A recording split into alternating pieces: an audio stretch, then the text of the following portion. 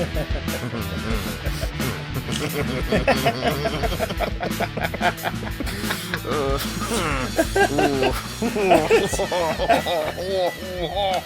that's what I said, Grandma. You're only supposed to put 4 in at a time. You never do all 5 unless you want to risk a prolapse. Exactly. So she's dead now. Is it related or?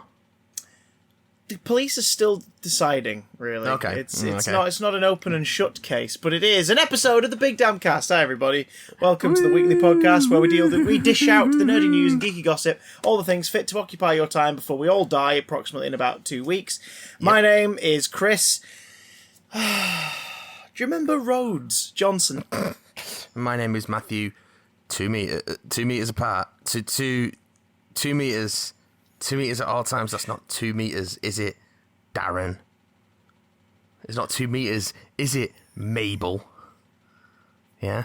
Feck off. Oh, that arrow is pointing the other way, and it says no entry at the top of the aisle, doesn't it, Jim? So fuck off, Watson. Still having that issue, aren't you? Still having that issue. It's.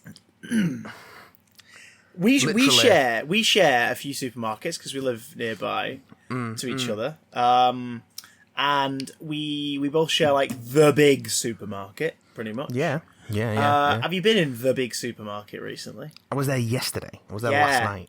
Are you, like myself, slightly worried at the amount of people that the security are just sort of letting through now compared to, say, 2 months ago when it was like 5 people in, wait a few minutes, and then a few more in? I was there at like 7:30 p.m, so there was no queue anyway.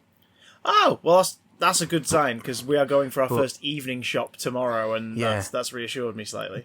But even with that, the amount of people who would, one couple in particular who I kept seeing around the shop because they would, I'm sure they were doing it deliberately, going the wrong way around the one-way system. Christ. Good God.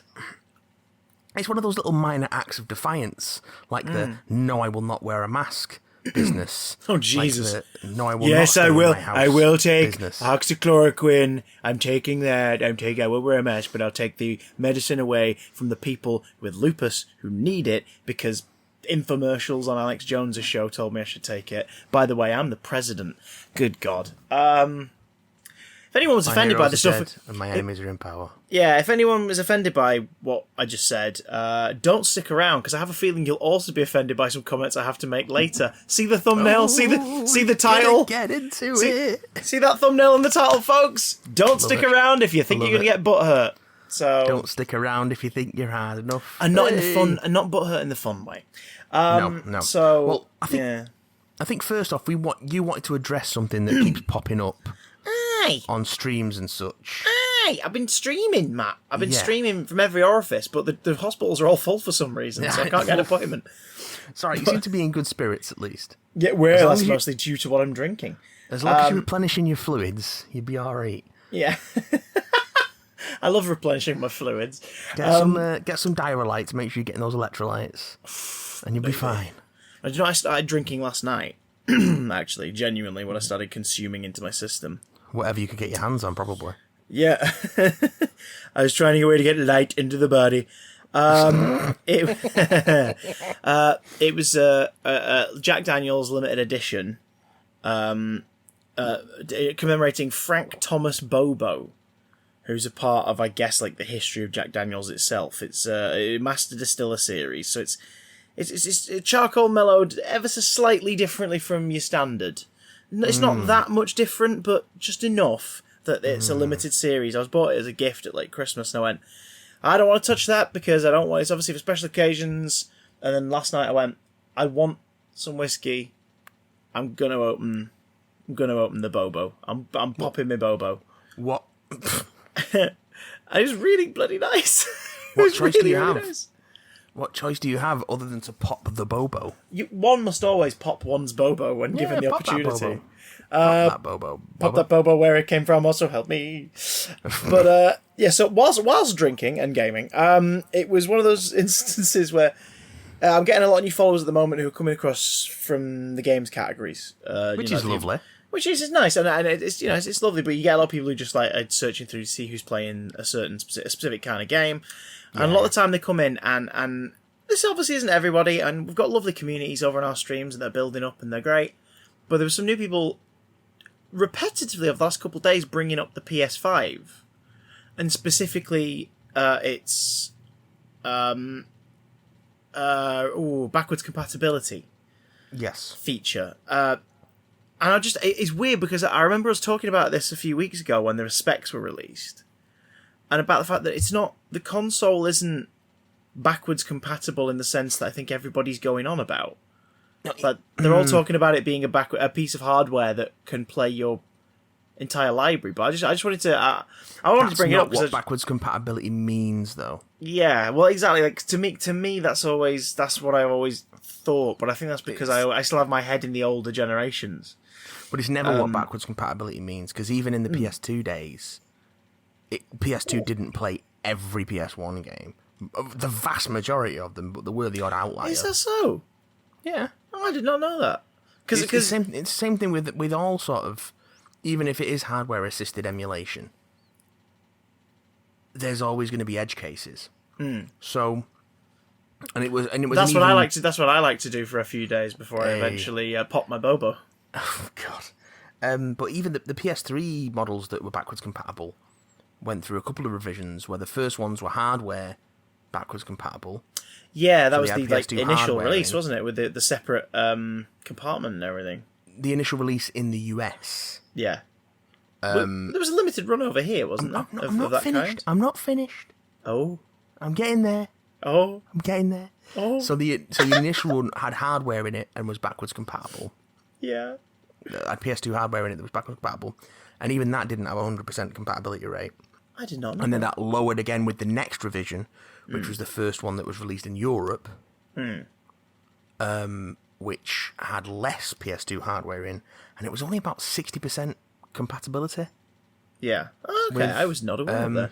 It improved over the life of the console, and there is pretty much bob-on software PS2 emulation on the PS3, because that's what the PS2 classics that you can buy on the PlayStation Store for PS3. Yeah, they are basically just the PS2 ROMs in a emulation wrapper, right? That runs on software. So you can do it, but they didn't release it. They didn't do it to the point where you could just put a PS2 disc in for the non-backwards compatible models. You can homebrew, hack custom firmware onto your PS3 and sort of get your own PS2 disc images and put them in there and put them in the wrapper, and they'll run. But it's a lot of faffing. It works, but it's a lot of faffing. Takes a lot. Takes a hell of a lot. Enough faffing that I didn't get round to it. I tried and then was like, life's too short, mate. And you'll try anything once. Usually, you'll try anything. Yeah, once. But I didn't try it once. I tried it 3 times. And just couldn't get it to work. Someone say that's greedy, but also they admire your never-ending, unwavering spirit. I just wanted to play Tony Hawk's Pro Skater 3. My copy of Tony Hawk's Pro Skater 3 that I still have. I just wanted to play it on my PS3. That's all I wanted. But no, alas, I can't play it on my PS3, so I had to leave it at my dad's where there's a PS2. But now I can't get to my dad's because we're in lockdown. Oh yeah. And I can't play Tony Hawk's Pro Skater 3, and the Tony Hawk's remaster is only Tony Hawk's Pro Skater 1 and 2. I could play you the Tony Hawk's Pro Skater 3 soundtrack over Skype if you want. It's alright, I've got I bought that album. I've got a rip of the GameCube version on my Wii U. I just wanted to play it with the PS2 controller. PS3 controller. Because GameCube controller is weird for that game. The album's only got 2 songs from the game on it. Just like the upcoming remasters. Yeah. No, they're only missing 5 tracks from the 2 games. That's fine.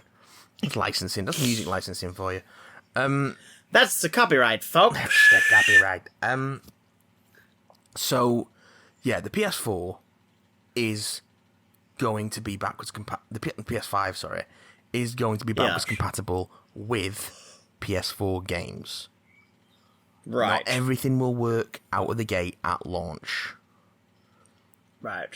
At launch, the 100 most popular games will definitely work. Everything beyond that is not a certainty. But they are aiming for it to be completely backwards compatible. But because of the way that the hardware works in terms of storage, in terms of data streaming from the internal storage, it's not going to play well with some older titles in the same way that if you remember playing PS1 stuff on the PS2 or PS3 and you can enable fast disk access speed, that would just break some games. So it's that kind of thing. That's the issue. Okay. That's what's stopping everything from working straight away. Can they still just get around to doing that thing we hypothesized about called the PlayStation Classic, where they just make a piece of hardware that plays like PlayStation 1 through 3 titles? Not in this economy. Because that would be lovely.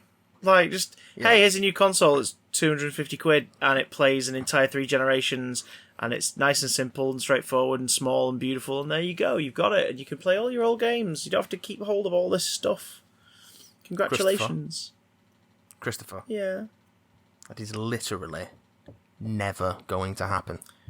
People said that about the Snyder Cut. So our next story Oh, God. is of DC televisual worlds.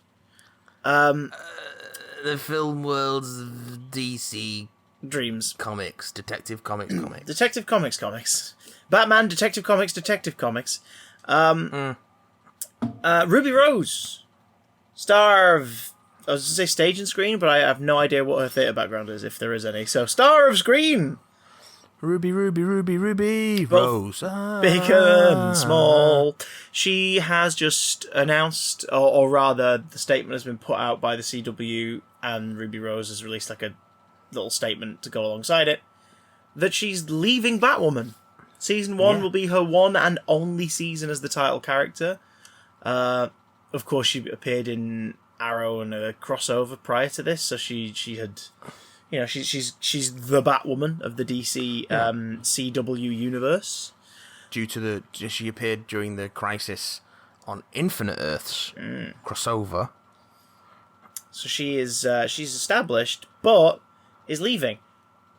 Reason? We don't fully know, but speculation points to a few things. One, she is an actress who likes to play in different environments and different mediums, likes to do film, TV. So you can't do that if you are making a network television, a sci-fi drama, because that's 9 months of your life minimum, with like 5 to 6 18-hour days is your schedule. And then even in the downtime between them, if you're the main actor, you're usually roped into doing promotional work for about a month to promote the show. So she's, you know, it's a busy schedule. That might have been it. Maybe she was like, I've always wanted to do a network TV show. Then she's done it and she's gone, this isn't for me. I'm going to get going. Other speculation is she injured herself. It was either just before or just after they began work on Batwoman as a series.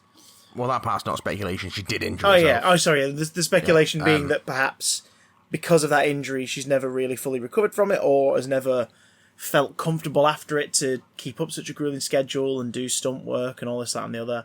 So it's just it's more a case of her own safety and getting out of there. Of course, I think that's the more likely one, to be honest. It is definitely most likely. But of course, a lot of the internet are also banding around the third option, which is she knows it sucks, so she's leaving, right? Yeah, I'm sure an actor who's getting paid a shitload of money, who was absolutely going to been their first choice, like when it came to that thing, like Ruby Rose wants to talk to you about Batwoman. Really? Holy shit! Let's make this work. Kind of scenario. I'm sure she's just going to casually throw the show aside because she's like, I don't like it. It's like, no, no. Definitely. No, it's that's how these things work. Well, it's been proven. After one season. It's been proven more and more recently that like, if the actors care about the property but they don't enjoy the time they're having, they take charge of it. Look at Margot Robbie's exec producer credit on Birds of Prey. You know, that seems to be the way people are going now instead. Lucy was watching something the other day and I can't remember for the life of me what it was off the top of my head, but I remember seeing someone's name in the producer credits. I was like, oh, they just want to make sure this goes right. I'm trying to remember what it was. It'll come to me probably over the course of this. But yeah, that's the business, baby. Either way, The business. either way, this is the best time in the show's run for this to happen, if it has to happen at all, which is at the beginning. Yeah. Because if it goes from strength to strength and continues to grow, it'll just be, the first season's of Ruby Rose, but blah is Batwoman from that point onward, and then, it's easier to kind of deal with. It'd be weird if it was like, we're getting 4 seasons, and then at the end of season 3, I'm done now, and someone else has to fill the boots for one season. Yeah. Also, of course, there's outcries of, we'll just call it a day then, we're not going to watch, and it's like, well, that means that they've got the challenge of casting someone who makes you go, really? Them? So it's either got to be a name or somebody with a proven track record in network TV that'd make them go, oh god, they're really good. Oh, damn it. Okay, I guess I'm going to have to watch this. But yeah, a bit out of left field. Obviously, discussions must have been going on during lockdown about what to do. Probably. They've got nothing else to do. True. Did you catch much Batwoman? I didn't catch any Batwoman. I watched the first episode. I did not care for it. It was, Okay. you know, like Supergirl's not made for me, but I still am like, I love that this exists, and I get enjoyment out of it. And this is really fun, and I'm glad it exists. It's not for me, but at the same time, there's enough in it that keeps me entertained, so I'll check it out from time to time. Batwoman sort of, its main problem was it was a bit plodding in its first episode, but also it takes the pseudo gothy campness of like the Schumacher movies in Gotham, but like those, just sort of, that's not my thing. Do you know what I mean? And it wasn't necessarily our main characters. It was sort of the way the villains were shot and everything. It was just sort of like, okay, sure. Plus, I think I was bored. I think I was kind of bored at the choice of Alice as the villain, because the evil sister. I've seen a lot of shows where it's just they're the evil version of you. The CW shows are guilty of that quite often. Like the first 3 seasons of Flash, I watched and loved, but knew by the end of season 3 that I wasn't gonna engage with it as much after that, because it had been 3 years of, oh look, it's a person faster than you, Barry, and that was the enemy, and it's like, okay, sure, can we do some? I know series 4 was the one where it was like DeSmolchin was the villain, and it was more about like mind control and stuff like that, but I just by that point I was like, I've got what I need from this. I'm happy to leave now and be like, I really enjoyed that 3 years, and move on with my life. Yeah, being like, oh, I'm glad this thing exists and continues to be successful, but I just have no interest in really digging into it. Like, it's fine. And I think that's the thing with Batwoman. I think now I'll look to see what people recommend from season 1, and I'll give it a look-see. Well, I can tell you it's another bit of casting news. Oh, mince. About Batwoman. Okay. They've chosen a Bruce Wayne. For Batwoman season 2. For Batwoman season 2. Well.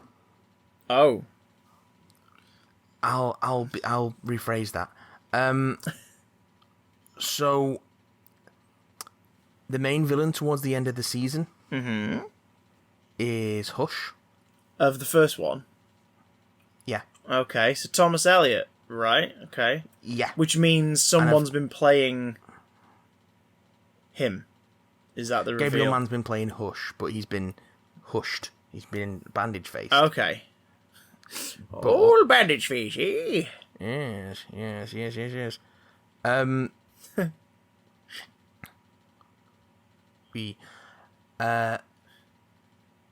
So what's happened there is that at the end of the season, Hush has assumed the face of Bruce Wayne. Okay, so they're doing who is being. They're doing what all these shows do, which is we're going to do the cool stuff from the Batman or Superman mythos, but not with Batman or Superman. But it's still going to happen, sort of. Yes, so he looks a bit hilarious. I'm just looking at a picture of him. He looks a bit like a Power Rangers villain. Showing it. So Warren Christie is playing Hush with the face of Bruce Wayne. Okay. He's in a bunch of stuff. I can't think of anything else I've seen him in. He was in Alphas. Okay. When that was a thing. He's in the Exorcist show, but don't ask me who he played because I don't remember him. Yeah. Yeah. This screams to me. I mean, actually, there's a side by side here of because canonically Kevin Conroy now plays what Bruce looks like in the future. Yes. There's a picture of him side by side with Conroy that, like, yeah, I buy that. That's a younger Conroy. Yeah. Like, jaw's a little wider, but I buy it. I can dig it. But oh my god, are they finally loosening the reins? Do you think? Because Warner Brothers have had this weird thing with the TV properties where they're like, you can't have Batman. You can have Batman's world and his rogues, but not the Joker and Harley. But you can have them all. And you can't have Superman. Okay, we might make exception here and there, but you can't have Superman, and you can't have Wonder Woman. And they've always been really staunch about that. And yet, But now they've got Superman. well, yeah, Tyler Hoechlin's been in Supergirl a bunch, and he's been wonderful, and he's been the crossovers. We now have Superman and Lois starting next January. Yep. Fingers crossed for them. I'm presuming they know that air date's probably going to move. We'll see. We've got Bruce Wayne finally appearing as Kevin Conroy in the Crisis on Infinite Earths crossover. And a show that is a massive prick tease for Bruce Wayne, because a big part of Batwoman is Bruce is not here right now. Yes. So Batman flat out exists and is referred to. Yeah. You know, we've had the back of Harley's head with Tara Strong voicing her over in an Arrow episode near the beginning as like an Easter egg. We've had not Joker twice/3 times on Gotham. With Cameron Monaghan in the roles of Jermaine and Jerome. Is it Jerome and Jermaine or Jerome and Jeremiah? Jeremiah, that's it. Jerome and Jeremiah, and then Jeremiah, who's the second not Joker but proto Joker. Then in the Flash Forward episode is basically the Joker, but he's referred to in the credits and by characters as Mr. J, which was their way around using the name. And he doesn't have a shock of green hair, but the strands of hair coming off his bald head are clearly green. So it's like, yeah, why are they having to take these legal loophole precautions in a Warner Brothers DC owned property? Well, it's to keep them separate from the films. Yeah, and but the production team of Batwoman have talked about how Warner Brothers film division was like, we don't want you to use Batman, but we're fine. In fact, we're keen on you using Hush as Bruce Wayne, as long as you make clear at all times that it is Hush as Bruce Wayne and not Bruce Wayne. So it's unlikely that our boy is going to play Bruce Wayne at any point then? Who could say? If that's the case, that's a really unsatisfying element to the narrative of the show itself, never mind just as a fan of the character, like wanting to see Bruce Wayne rock up. That's really odd to me. Really, really odd. Yeah, well, this whole thing's odd, isn't it, Chris? Yeah, but imagine... This whole shebang. melange. But imagine like, you in your first ever episode of your show, you were like, oh, such a thing is coming. This thing exists and it's coming. It's definitely coming here at some point. And then that thing never happens, but something pretending to be that thing is occasionally there, maybe. Like season 8 of Game of Thrones? Yeah. Oh, don't. People might force winter came. People might force HBO Max to remake that now, because it turns out that the people have the power. Should we dig into this shit sandwich, Matt? I'll say it again. My heroes are dead, and my enemies are in power. HBO Max revealed, not an hour before we sat down, that in 2021, early summer, I believe, is the prospective date. 2021, so about a year from now, yes. HBO Max will be releasing to its platform, its streaming platform, HBO Max, it will be releasing a project called Zack Snyder's Justice League. Yeah. We know it's called that because the poster for it is big font Zack Snyder's, small font Justice League. Has it actually got it hasn't got the hashtag on it, thankfully. Oh yeah, and they mention it in the press release. I've got the press release here. Do you want me to have a crack?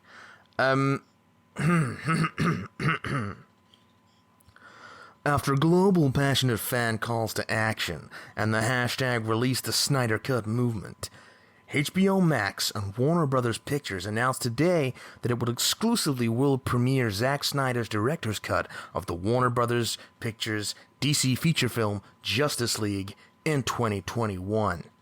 Snyder surprised fans with the news this morning during a live online commentary of his film Man of Steel with Henry Cavill. Hashtag Release the Snyder Cut first became a passionate rallying social media cry among fans in 2017 and has not let up. From countless press articles and hundreds of thousands of social media mentions, it became a powerful global movement among cinephiles and comic book fans. I want to thank HBO Max and Warner Brothers for this brave gesture of supporting artists and allowing their true visions to be realized. Also, a special thank you to all of those involved in the Snyder Cut movement for making this a reality, said Snyder. Since I got here 14 months ago, the chant to hashtag Release the Snyder Cut has been a daily drumbeat in our offices and inboxes. Well, the fans have asked, and we are thrilled to finally deliver.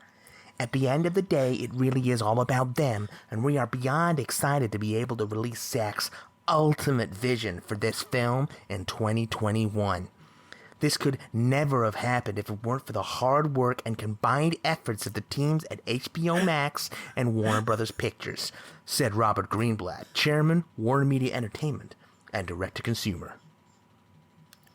When Zack and Debbie shared the extraordinary vision of where Zack wanted to take Justice League, my team and our counterparts at Warner Brothers took it as a mission to solve the many issues that stood in the way, said Lloyd Kevin Grossman. Riley. All right. Said Kevin Riley, Chief Content Officer at HBO Max, President, TNT, TBS, and True TV. Thanks to the partnership at Warner Brothers and the relentless pursuit of the entire Warner Max team, we are able to deliver this incredibly exciting moment for Zack, the fans, and HBO Max. Thanks to the efforts of a lot of people, we're excited to bring fans this highly anticipated version of Justice League, said Toby Emmerich, chairman, Warner Brothers Pictures Group. This feels like the right time to share Zack's story, and HBO Max is the perfect platform for it. Sorry, that says so much. Carry on, I'm so sorry. We're glad the creative planets aligned, allowing us to hashtag release the Snyder Cut. In Justice League, fueled by his restored faith in humanity and inspired by Superman's selfless act, Bruce Wayne enlists the help of his newfound ally, Diana Prince, to face an even greater enemy. Together, Batman and Wonder Woman work quickly to find and recruit a team of metahumans to stand against this newly awakened threat. But despite the formation of this unprecedented league of heroes, Batman, Wonder Woman, Aquaman, Cyborg, and The Flash, it may already be too late to save the planet from an assault of catastrophic proportions. The Justice League screenplay is by Chris Terrio, story by Chris Terrio and Zack Snyder, based on characters from DC. Superman created by Jerry Siegel and Joe Shuster. The film's producers are Charles Roven, Deborah Snyder, with executive producers Christopher Nolan, Emma Thomas, Jim Rowe, Ben Affleck, Wesley Collar, Curtis Kanemoto, and Chris Terrio. Okay. For those wondering why we're even talking about this, here's a potted history. A potted history? Yeah, the DC Extended Universe, as Warner Brothers have now repeatedly said, that's not what we call it, but they've never given it a name, so that's what we're calling it. The DC Extended Universe is a series of films that are interconnected based on the properties owned by Warner Brothers and Warner Brothers Pictures, belonging to DC Comics, or as Matt reminded me before, Detective Comics. The first film was Man of Steel. The next one was Batman v Superman: Dawn of Justice. Then Suicide Squad, Wonder Woman, and then Justice League. Justice League was the third. I feel like Man of Steel was retroactively the first film. Well, like, apparently they clearly didn't plan for it to be what it ended up being. Green Lantern was always going to be the first initially. Oh, yeah. Yeah. And Man of Steel, I think that's why Man of Steel's not interconnected, but there's the Wayne Enterprises satellite Easter egg in there of like, oh, hey, Wayne Enterprises. But you're right, Batman v Superman is sort of the... Batman v Superman's sort of the start of this interconnected narrative, using the finale of Man of Steel as like its springboard, its launching point. Zack Snyder directed Man of Steel, Batman v Superman, and Justice League. But halfway through production of Justice League, he and his wife Deborah, who's the exec producer on the movie, had a horrible tragedy at home that meant that they had to go away from making the movie. But of course, yeah, fucking release horrible stuff. Like really horrible, and good God, like the fact that everybody involved was like, you guys take the time you need, especially in the middle of a production of a movie, was very, very admirable on Warner Brothers Pictures' part, that they were actually like, right, halt production. The director and the producer need to go and deal with the loss in their life. Well, so that was good of them, because it was still a production machine. There's hundreds of thousands of dollars involved every day, thousands of people's jobs on the line if it all just goes stop. And they held off as long as they could, but then they had to continue. So the production and then the reshoots, which are, again, people go, reshoots, that's a bad thing. No, reshoots are part and parcel. It's when they're extensive or last minute is when it's a cause for concern.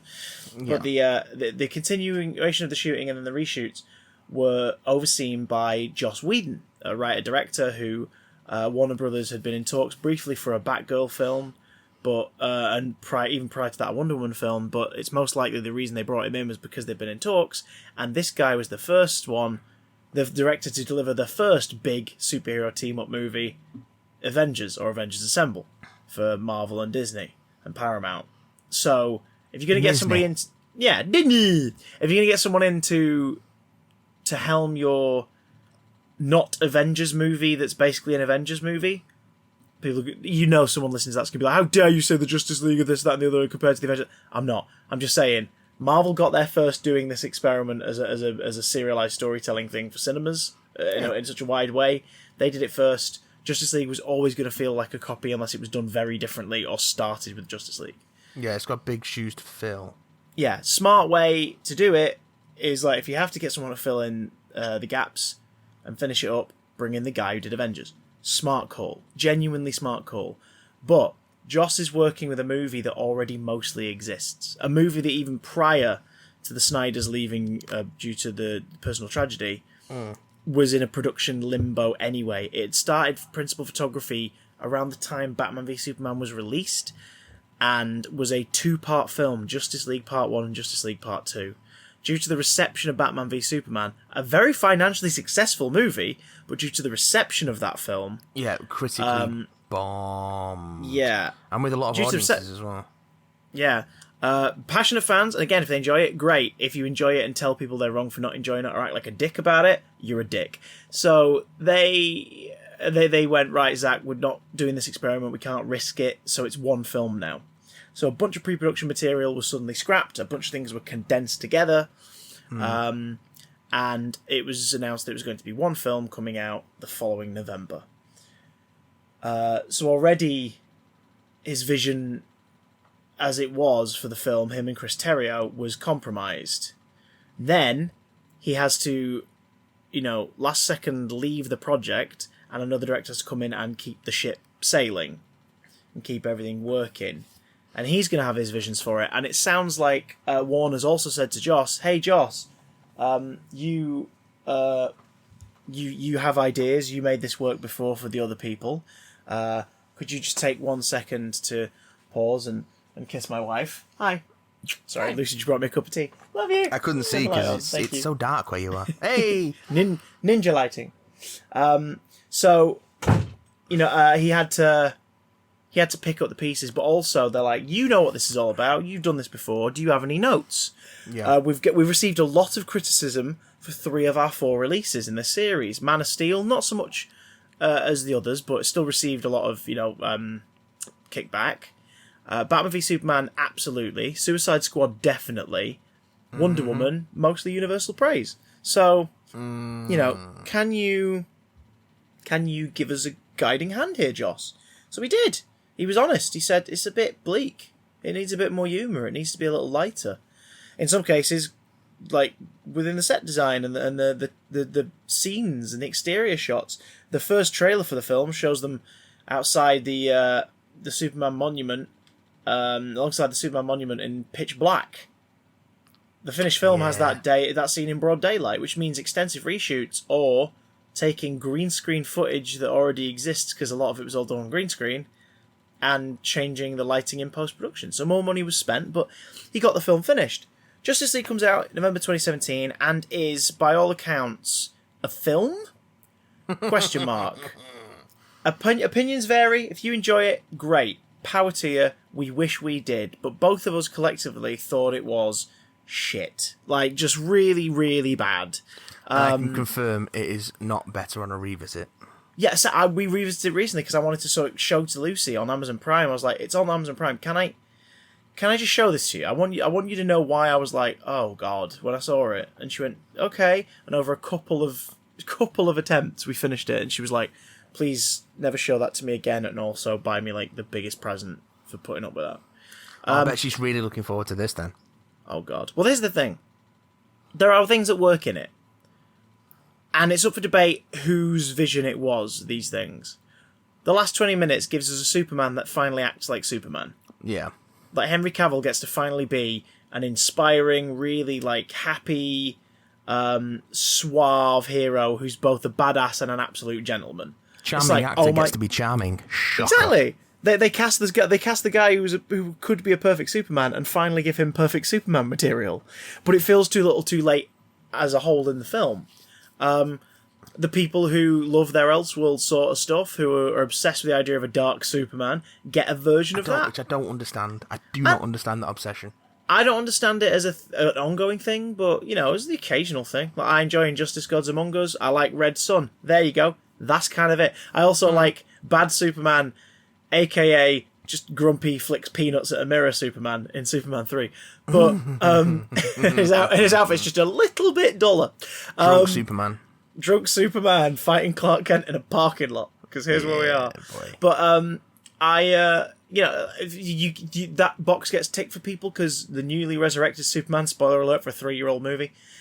Spoiler alert for a film that's not coming out till next year. You know, newly resurrected Superman is all feral and doesn't know what's going on and starts attacking them because he sees the Justice League as a threat. So you get your hero v hero fantasy, you know, who wins a fight sequence, which delivers a genuinely cool moment where the Flash is zooming around trying to get a bead on how to attack Superman, and we go into the slow-mo vision and Superman turns his head and is clearly watching the Flash at his own speed, and the Flash is like, the fuck, before he gets knocked down. So, you know, there's cool moments like that.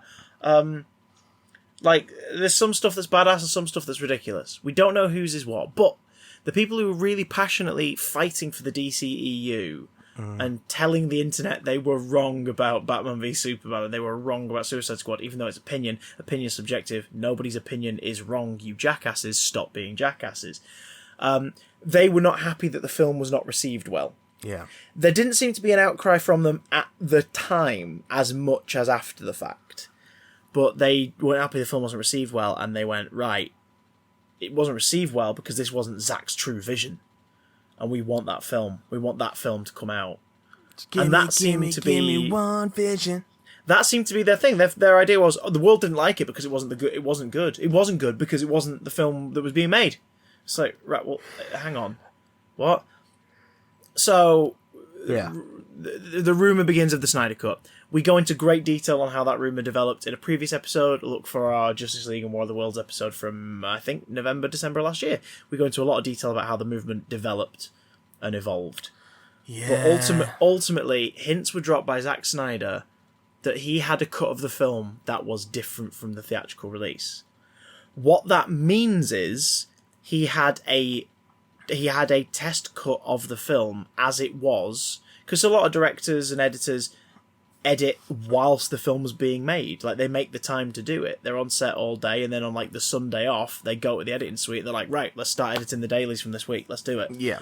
You know, some directors do that, some directors don't. They wait till the end. That's a more traditional approach, but, like, whatever, you know, if that's your work ethic. And it seems that tends to be why reshoots tend to be quite a common thing as well. Exactly, because they watch a cut of it. If you're not editing until after you finish principal, yeah, if you're not even doing any rough edits until after you finish principal, then you're going to need reshoots if you miss something. Oh, exactly. If the people are looking into it and they're like, right, you need to pick that up. You didn't get that shot. You didn't get that. That could be better. And also, we need another scene to be like this because we think it needs that. That's what reshoots are. On films of all levels of quality, because, you know, film production is a big machine with a lot of moving parts, and these things just happen. That's how it works. And based on Snyder having a cut, unquote, of the movie, it implies that maybe he was doing it as he went along. Probably. Because it was because it was a big effects-heavy project, so I would imagine that he wanted to get a lot of it locked off, or roughly locked off. So the CGI artists can work their magic and get all that done and dusted. It's also likely that rough cut of the film was what the execs viewed when they had their meetings with Joss Whedon about changing the tone, rewriting some things.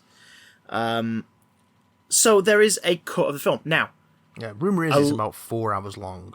Yeah, well, that's the thing as well. A lot of the Snyder Cut cult fandom that's built up over the last few years seem to view it as a complete version of the movie that just exists, and Warner Brothers are being meanies and not letting it be released. That's not what it is. That's not what it is.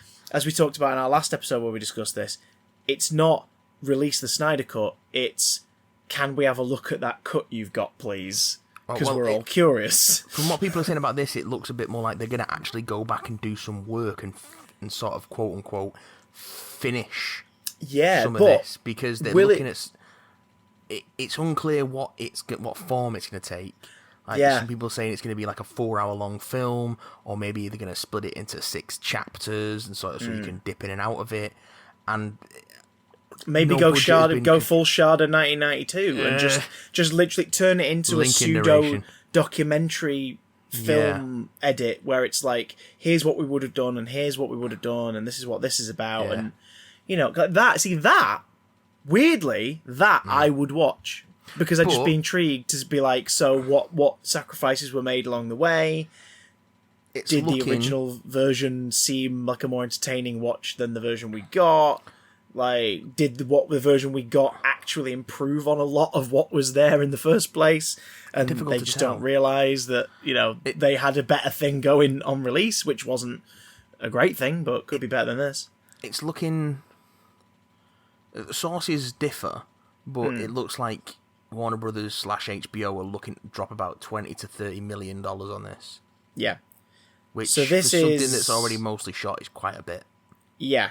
Which means the only way they can justify this, again, as we talked about before, the only way they can justify doing this is if they're somehow going to make a shitload of money by putting this out into the world that could at least, because keep in mind, it's a cut of a film plus the finished cut of the film that already exists as is, that they already own and can do whatever they want with.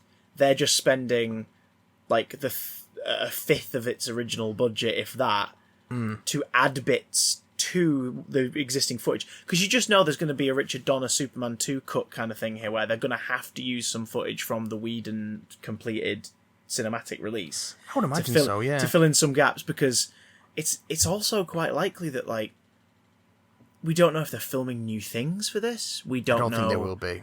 If they're... I mean, you might get away with a couple bits and pieces. Like, Momoa pretty much looks like Aquaman all the time. So if there's an Aquaman scene that's not shot, hey, Jason, let's shoot this scene. When you're going to shoot it, because shit's all over the place right now. Hey, Ben definitely is not ready to do this, or nor does he want to do it again. Affleck, do you want to come in here and do this again?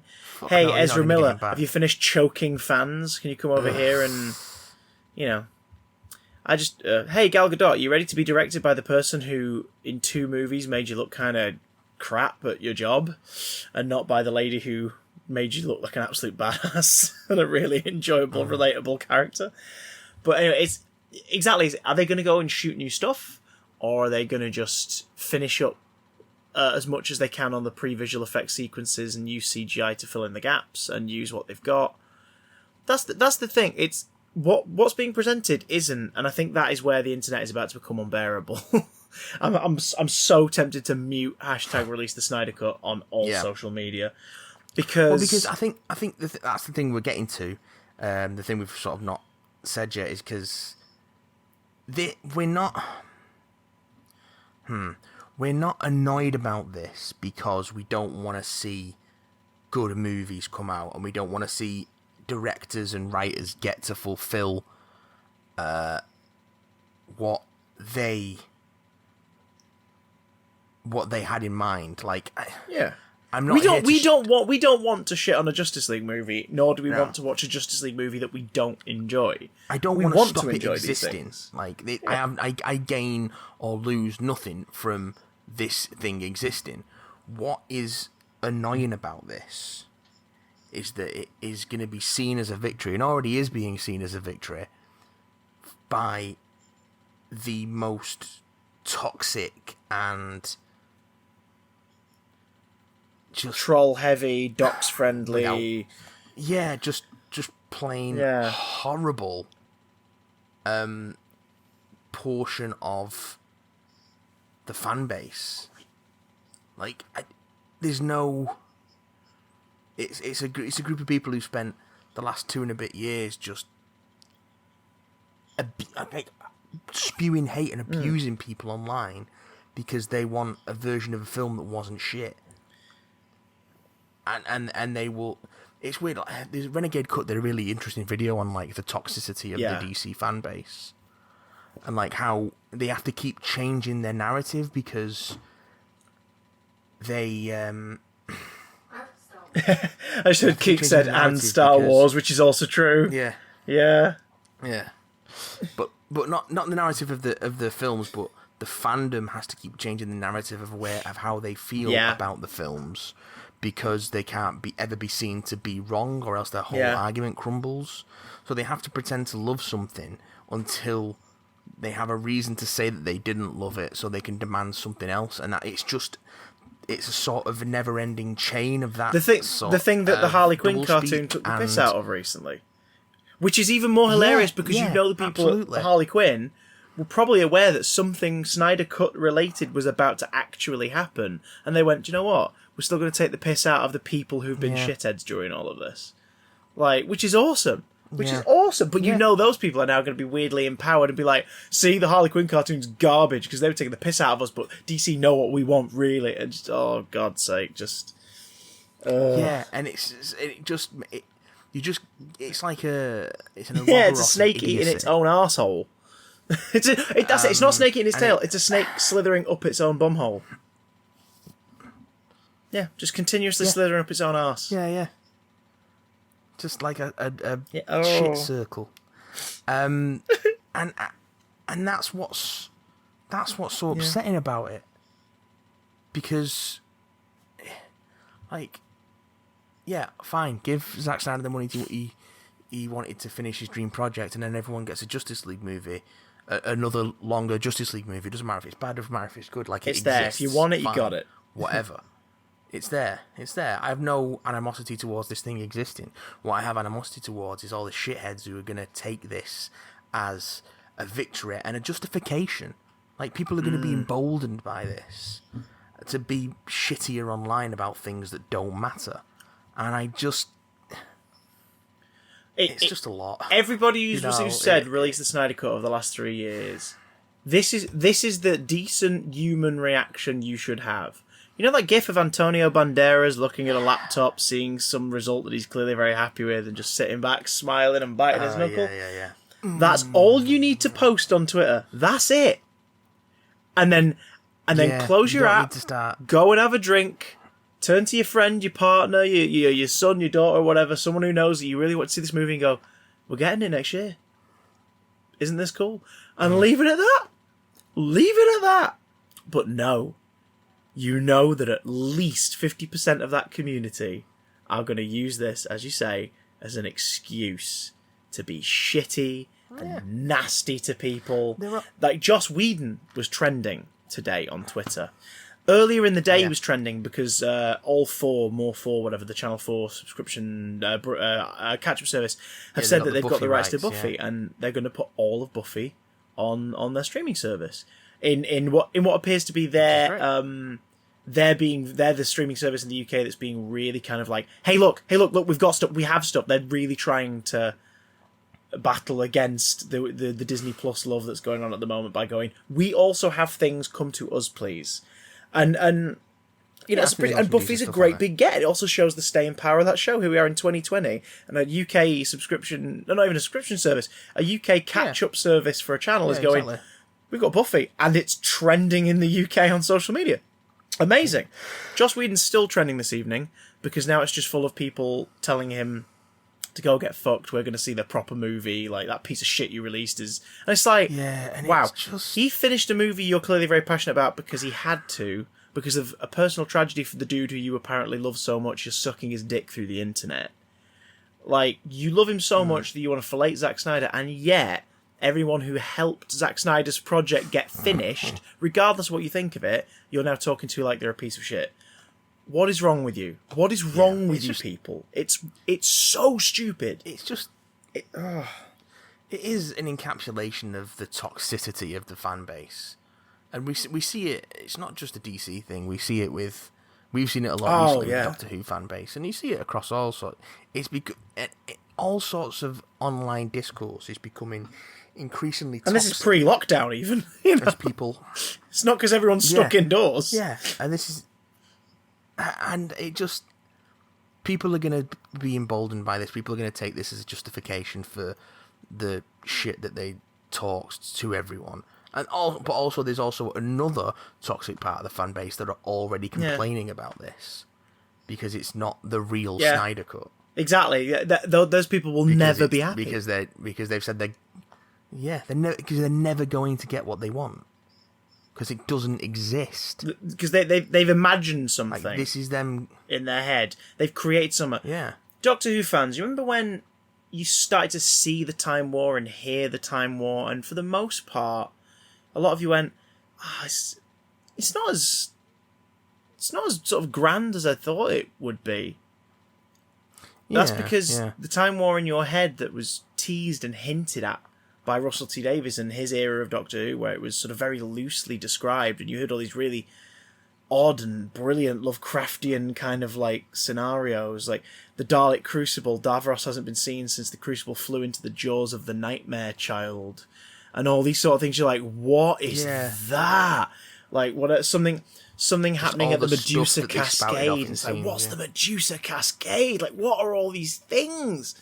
And it's this grand, and again, we got a taste of it when he wrote the Rose prequel during all these lockdown watch-alongs about the eighth.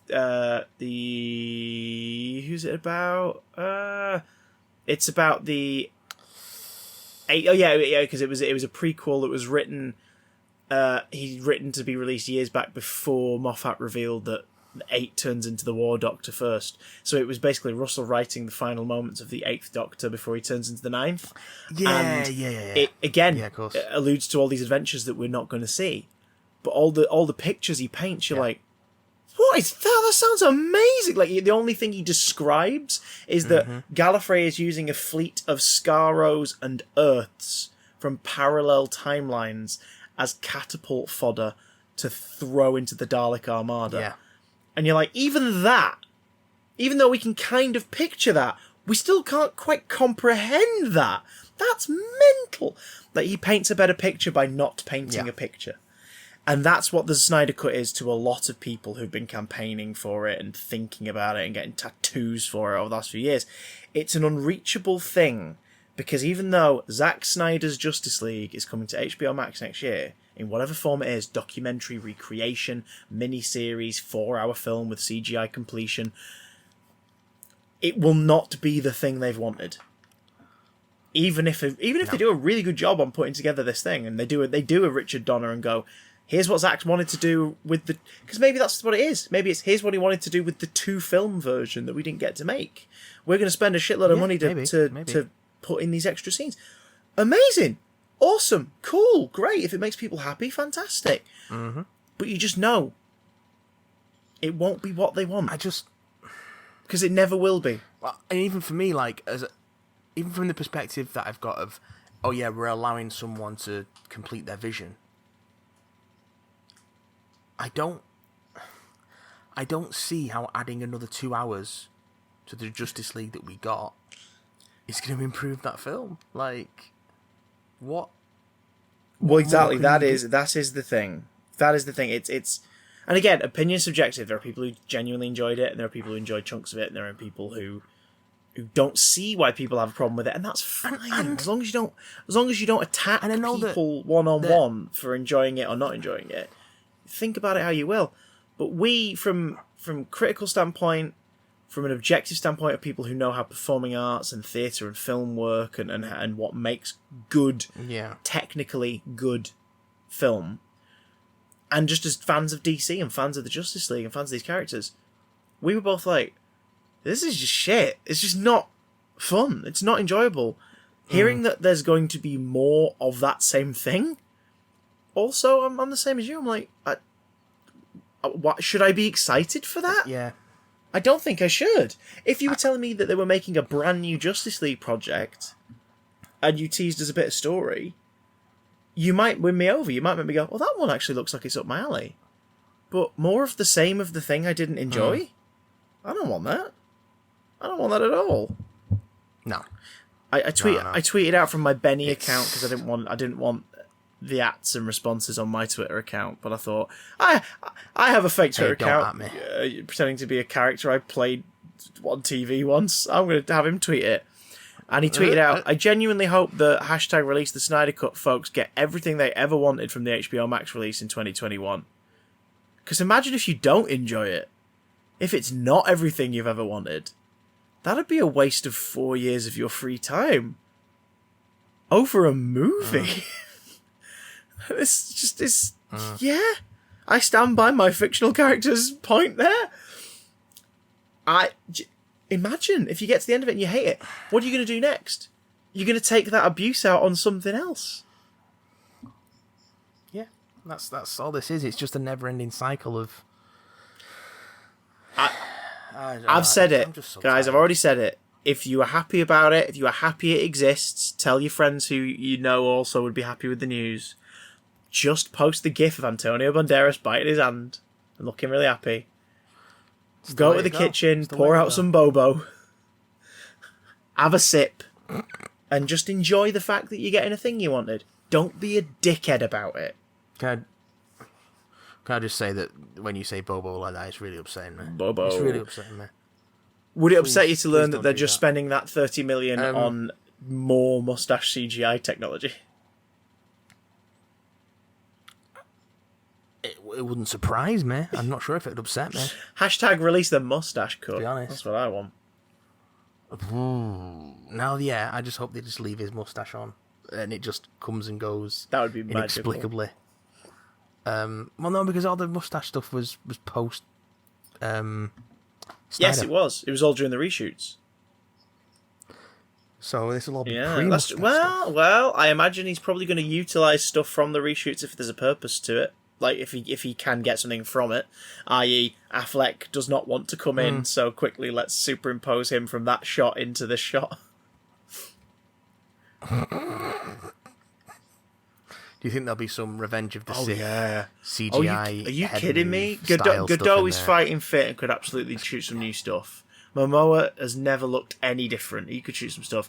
Ray Fisher, they're going to have to give that guy so much money and promise to put all of his football and past scenes and everything back into it for him to go, all right, go on, I'll play ball and shoot some more scenes. I think that's what at least an hour of this will be. It'll be the Cyborg movie that we never got. Power to Ray Fisher. The dude obviously worked hard and a lot of it got cut out. And he didn't once send anybody bullets with their names on dead rats or used condoms, like the other guy whose scenes got cut. Because that's another thing that you know is absolutely going to happen now. The release the Aya cut. People are going to get more empowered. Because what we need is more of that dreadful Suicide Squad movie. I hate it. Thanks, I hate it. And I hate you for making me aware of it. We were watching Batman 89 the other day and I realised something.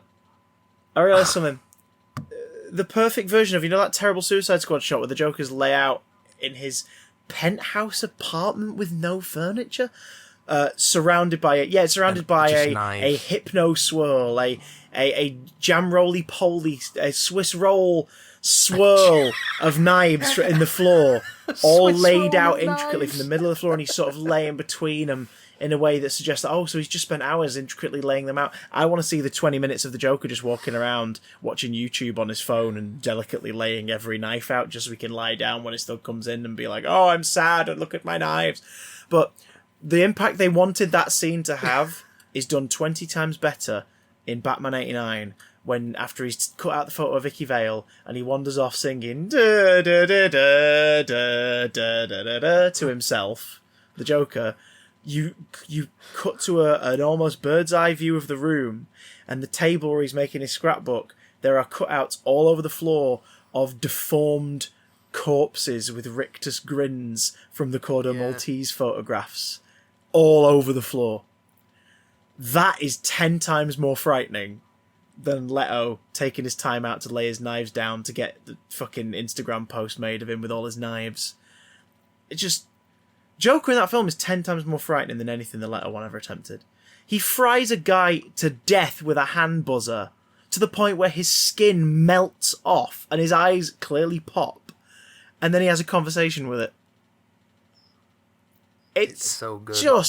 He scares his mistress and then apparently deforms her with acid at some point, or does something to her head, because then when she rocks back up, she's like zombified and barely talking and barely coherent. Like, Nicholson Joker, everyone's like, oh, he's the cuddly Uncle Joker. Yeah, cuddly Uncle Joker is fucking terrifying. He's really scary.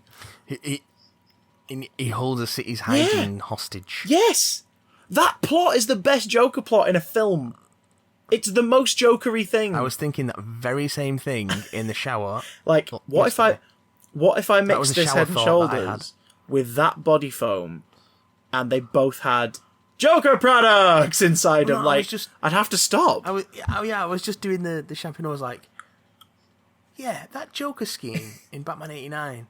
It's actually a really jokery Joker scheme, isn't it? It's displayed brilliantly when they cut to the news like 4 days later, and the newscasters look knackered. And, the guy's got the massive her hair's like really scraggly because it's not like silky enough to actually comb back into it, so it's all sticking out, and they look knackered and tired, and it's because you've basically learned that you can't wash, you can't use. It's pretty great. You can't use personal like sprucing up products. You can't make yourself feel nice. And he's done it because, like, he's got you paranoid that you're going to kill yourself if you use these products. Even though it might be in none of them. Like, it might be in none of them. He might just be saying that to scare you all. Love that Joker. Alfred, let's go shopping.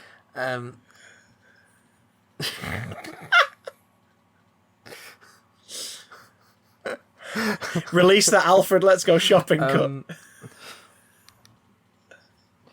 It's vichyssoise. It's supposed to be gold. I know that's Returns, but it's also a great moment. All Batman and Alfred moments in those two films are amazing, including Mixmaster Alfred in Batman Returns. Let's go to some more amazing moments and visit email the section. Email section. This is the section where we read emails. We don't have a sting.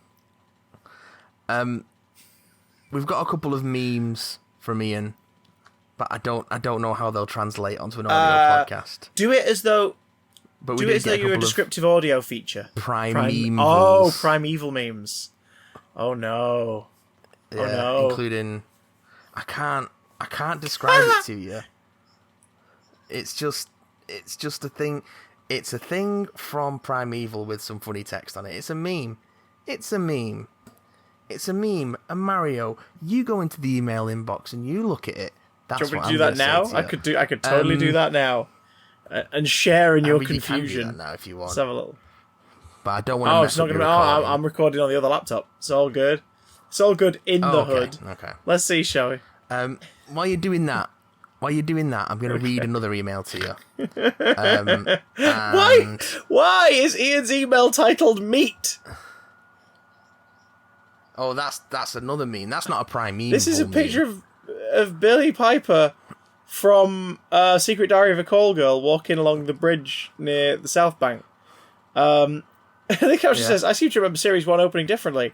And it's a line from the first episode of Secret Diary of a Call Girl, which I'm not going to repeat because you should all watch it because it's great telly. And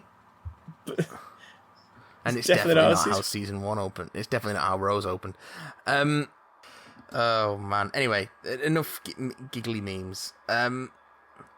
This one comes in from a new regular, Sam, the self-professed Doctor Who guy. He's not allowed. Hey, Doctor Who guy. It says Doctor Who episode review. So there's fan reviews coming at you. Coming at you. Coming at you like a beam. Doctor Who and the Silurians. Excited to Earth. John Pertwee story, second story. I don't know what that means. This, yes, Exile John to Pertwee's second story. This is really good, but it's too long. Caroline Johnny's great in this. The Brigadier, I love him. He is so cool. Now, before you carry on, do your review. Bloody hell! Silurians is too long, but I quite like it. Does it have to be? Does it have to be a review of and the Silurians? Doctor Who and Can it the just be a Silurians. review of anything? Yeah. No. Can it be a review of anything? My... Greg's vegan sausage rolls are a worthy replacement for those looking to change their dietary habits. The mock pastry is fluffy and crisp like the sausage rolls of yore, and the meat substitute has the same texture. And the seasoning delivers possibly a superior taste. 9 out of 10 would vegan sausage roll again. Yeah, better seasoned. I think review. is a lot of the vegan substitute stuff is it's just better seasoned than the regular stuff. You Yoda that sentence then. Yeah. Better seasoned, a lot of the vegan Better substitute seasoned. is. Tofu, I like. Meat. And the not care Silurian's for. pretty damn great. But it's. I tell you now, dear, a gentle listener / writer, if you hate serials being more than 4 episodes long, You're not welcome gonna to the next 5 years of the show. You're not gonna have a good time with Pertwee's run. And one Tom story a season. Bar the last one where he gets 7 stories. Lucky bastard. You done? No. Okay, now the Sea Devils. I mean, this is the only way I can say about this, and it's the picture of the sword fight. Oh yes. I'm guessing then, based on those 2 ones that you've watched, that you gentle. What's their email again called? Sorry, Doctor Who guy. Sam. I take it that Sam, you bought the Beneath the Surface box set, and you've been working your way through the stories. We're getting to that. Oh god. Arrested after the. Oh no! That means I know what's next. Arrested after the events at Devil's End, the Master has a plan. This is amazing. All caps. The Sea Devils. Sea Devils an is pretty ancient damn race sweet. of reptiles which want the Earth back. My first Master DVD. But after 2 great stories, there is Warriors of the Deep. Yeah. Today, I need to finish God. this box set, so wish me luck, and I hope you have reviewed the Sea Devils. Goodbye, from Sam, one of 1,000 Doctor Who guys. We like the Sea Devils. We like the sword fight. We like him watching the clangers. The Sea Devils. We like the Doctor stopping mid sword fight to eat a sandwich. In a lot of ways, the Sea Devils look great. In a lot of ways, the Sea Devils is a remake of the Silurians, but it's a better remake of the Silurians. It's a remake with Coast instead of the mine, and a max security prison. So it's got my vote. Let's have another crack at this concept, and let's do it better this time. Yeah, cool. Right, let's go. Yeah, and we'll do it in episode Yeah. short. Yeah. All right. Cool. Yeah. Less effective ending, but better journey. Yeah. Like there's more fun to be had in the Sea Devils. Although Pertwee doesn't get to make as much good face in the Sea Devils as he does in the Silurians. Weirder music. There's some of it now. Sorry, your phone just vibrated. Oh. Yeah. Matt's talking to me via Skype on his phone. His phone just vibrated and my ears just went... I was like, what the Jiminy Christmas? It definitely wasn't me. Joe, it's the Sea Devils, Joe. It's the Sea Devils. Homo Reptilia, Joe. Yeah. As much as I love Joe, Katie Manning. Joe? As much as I love Katie Manning, take the Sea Devils, put Liz Shaw? Liz Shaw in it instead of Joe. Oh, fuck it, why not have both? And you've got a better story, I think. Best of both worlds. Yeah. It's the best of Liz Shaw. I like Liz Shaw. I hated that they kept dressing her up in tiny skirts. But when they gave her stuff to do, she was really good. So noticeably after her first story. Like, none of that in Spearhead, and then, let's dress her sexy. You're like, what are you doing? Stop. What are you doing? Please stop. Just let her be Liz. She's too scientific. We're getting rid of her. Wait, what? Yeah. But she's a scientist. Dumb. But yeah, that's... Thanks for sending that in, Sam. That's it for another show. That's it for episode 204. That's it for 4 years. We climb back into our vault the Big now, Damn Cast. and not until we return, thanks to the narration of Ron Perlman, will we emerge again. Well, we'll be back next week, actually. I suppose so, for episode 205. Guys, if you want to get in touch with us, you know the drill. You can email your queries, questions, fan reviews, fan art, filthy pictures. Please don't send filthy pictures. Bank account details. Filthy fan art. To Big Damn Contact. That's what DeviantArt's for. BigDamnContact@gmail.com. You can also tweet us at BigDamnCast anytime. Catch Matt streaming and myself hosting through the streams on twitch.tv/BigDamnStream. Yeah, we should. You can also We should go have to voted the on the next game for Adventures in Backlogging by the time you hear this as well. Oh, that's true. We shan't reveal it. You must watch live. And of course, you can hit us up on YouTube at Big Damn Channel. Give us a search. All of our back catalogue, everything we have ever made, is on the YouTube. So go give it a look-see. Especially now we're in quarantine, you've got sod all to do. Go back through there, listen to everything, watch the video series, get some commentaries on the go. Give us a little tickle on the nips. Give it a, whatever floats your boat. Give that lolly a little bit of lick. What? Give that. What? What? What was? What What would you say? Would you say that? Oh, Black Betty, bam a lamb. We're gonna go now. Look after yourselves, everyone, and don't watch Primeval. Good night. Good night, everybody. Be the better man. Good night.